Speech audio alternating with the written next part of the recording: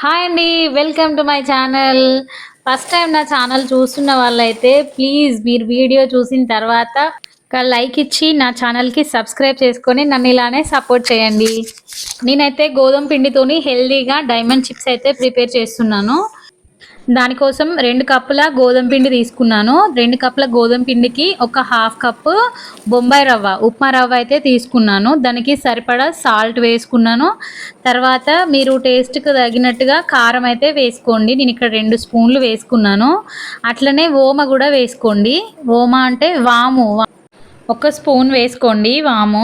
మనం ఏ కప్పుతో అయితే గోధుమ పిండి తీసుకున్నామో అదే కప్పుతోని ఒక పావు కప్పు ఆయిల్ వేసుకొని మొత్తం మిక్స్ చేసుకోవాలి.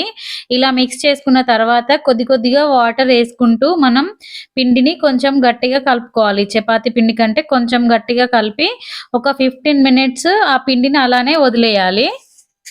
15 మినిట్స్ పిండిని పక్కకు పెట్టుకున్న తర్వాత మళ్ళీ ఒకసారి మిక్స్ చేసుకోవాలి. మళ్ళీ ఒకసారి మిక్స్ చేసుకున్న తర్వాత కొంచెం మనం పెద్ద పెద్ద ముద్దలు తీసుకోవాలి. చపాతీ పిండి కంటే కొంచెం పెద్దగా తీసుకొని కొంచెం పెద్ద సైజు ఉండలు చేసుకొని పక్కకు పెట్టుకోవాలి.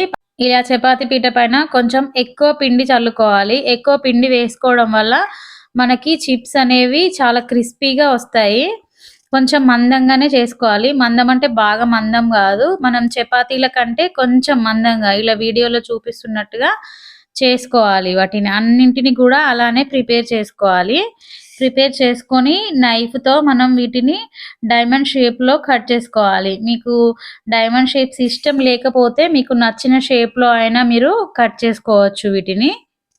ఇలా కట్ చేసుకున్న తర్వాత డీప్ ఫ్రైకి సరిపడా ఆయిల్ వేసుకొని, ఆయిల్ హీట్ అయిన తర్వాత వీటన్నింటిని వేసుకొని ఫ్రై చేసుకోవాలి. మనం ఇలా ఎక్కువ పిండి వేసుకుంటే ఇవి అంటుకోవు ఒకదానికొకటి. మనం అన్నీ గూడా ఒక్కసారి గూడా వేసుకొని ఫ్రై చేసుకోవచ్చు. ఆయిల్‌లో వేయగానే విడిపోతాయి.